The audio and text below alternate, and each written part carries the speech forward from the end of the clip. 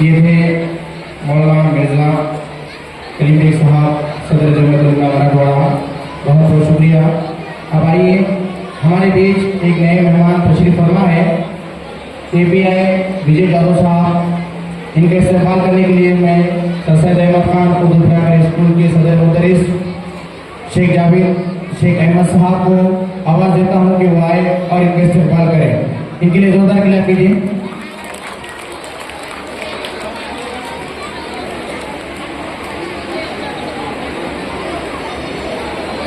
तालियों से इनका इस्तेमाल करें।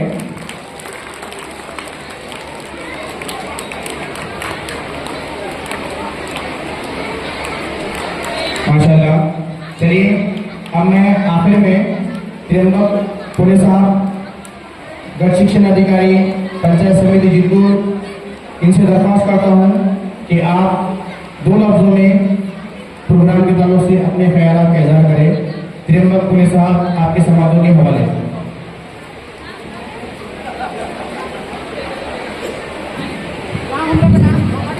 अच्छा, सर सैयद अहमद खान उर्दू प्राथमिक शाळा या कार्यक्रमासाठी विचारमंचावर उपस्थित असलेले सर्व मान्यवर, कारण सर्वांची नावं सत्काराच्या वेळी घेतलेली आहे, सर्वांचा सत्कार केलेला आहे, त्यामुळे परत एकदा सर्वांचा नामोल्लेख करणार नाही, सर्वांची माफी मागतो। तर या कार्यक्रमासाठी उपस्थित असलेले माझे सर्व बंधू आणि भगिनी आणि माझे सर्व प्रिय अतिप्रिय विद्यार्थी मित्र यांना माझा आदाब, सलाम, नमस्कार। खरंच पाहिलं वार्षिक स्नेह संमेलन हे शाळेचे त्योहार असतात। हे सर्वात मोठे त्योहार, जसे आपले त्योहार आहेत, हिंदू धर्मामध्ये त्योहार आहेत, मुस्लिम धर्मामध्ये त्योहार आहेत, ईद आहे, रमजान आहे, दिवाळी आहे, तसे या प्रकारचे शाळेचे सर्वात मोठे त्योहार म्हणजे वार्षिक स्नेह संमेलन, आनंद नगरी, बक्षीस वितरण कार्यक्रम। या कार्यक्रमाचे विद्यार्थी, माता पालक फार आतुरतेने वाट पाहत असतात आपल्या मुलांची कला, आपल्या मुलांच्या अंगी जे सुप्त गुण आहेत त्यांना कुठेतरी एखादं व्यासपीठ मिळावं आणि ते व्यासपीठ उपलब्ध करून दिले सर सैयद अहमद खान प्राथमिक शाळांच्या सर्व शिक्षक वृंद, मुख्याध्यापक, त्यांचे शाळा व्यवस्थापन समितीचे अध्यक्ष, सचिव, सर्वांचे भरपूर धन्यवाद देतो, आभार व्यक्त करतो। कारण हे मुलांमध्ये एवढे सुप्त गुण असतात, मुलं सतत क्रियाशील असतात, त्यांच्या क्रियाशीलता वाव देण्यासाठी कुठेतरी संधीची गरज असते आणि ही संधी म्हणजे फार मोठी आहे। जसे त्योहारामुळे आनंद निर्माण होतो, जीवन जगत असताना जसे त्योहार येतात तसे त्या त्योहाराची आपण वाट पाहतो आणि त्या त्योहाराला आपण सजतो, बसतो आणि आनंद व्यक्त करतो। त्या प्रकारची मुलं सजून धजून आलेली आहेत, त्यांना त्यांची कला सादर करायची आणि तुम्हाला ती पाहायची। त्यासाठी तुम्हाला मला ऐकण्यापेक्षा त्यांची जास्त आवड की तुमच्यामध्ये आहे की आपल्या मुलांचा म्हणून परफॉर्मन्स पाहावं।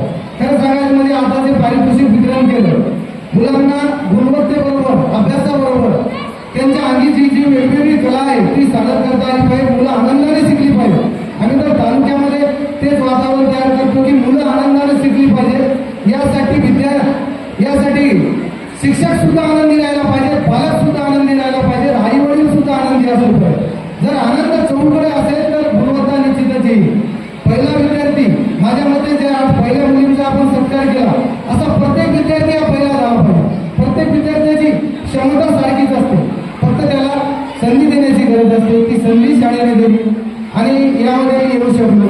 खरं सांगायचं म्हणजे इथे येऊन मला फार आनंद झाला, एवढा आनंद झाला की एवढी प्रचंड गर्दी, एवढं प्रचंड पालक, एवढं प्रचंड माता भगिनी मी पहिल्यांदा पाहतो। आम्ही तालुक्याचा कार्यक्रम घेतला, आमच्या कार्यक्रमाला एवढी गर्दी होती, पण आमच्या तालुक्याचा कार्यक्रम होता, तुमचा एका शाळेच्या कार्यक्रमाला एवढी गर्दी आहे, तुमचं कौतुक करावं तेवढं कमी आहे। आणि आज मला या सर्वांनी ज्या पुरस्कारासाठी सन्मानित केलं, खरं सांगायचं म्हणजे अहिल्यादेवीच्या नावाने पुरस्कार मिळवणं ही फार मोठी गोष्ट आहे। कारण अहिल्यादेवीने जी पुण्याची कामं केलेली आहेत, समाजामध्ये जी पुण्याची कामं केलेली आहेत, त्या देवीच्या नावानं मला छोटा का होईना पण पुरस्कार मिळाला, पण त्या पुरस्काराला आपल्या शाळेने त्याची दखल घेऊन मला ते गौरवित केलं, त्याबद्दल मला खूप आनंद झाला। त्या आनंदाला पारावार नाही। खरं सांगायचं म्हणजे तसंच ही मुलं तुमची मोठी होऊन त्यांना आज जे छोटासा पुरस्कार मिळाला आहे त्याच्या मोठ्या पुरस्कारात रूपांतर हो आणि आपल्याला मोठ्या स्टेजवर, मोठ्या व्यासपीठावर आपल्या पाल्याला आपल्या पालकाला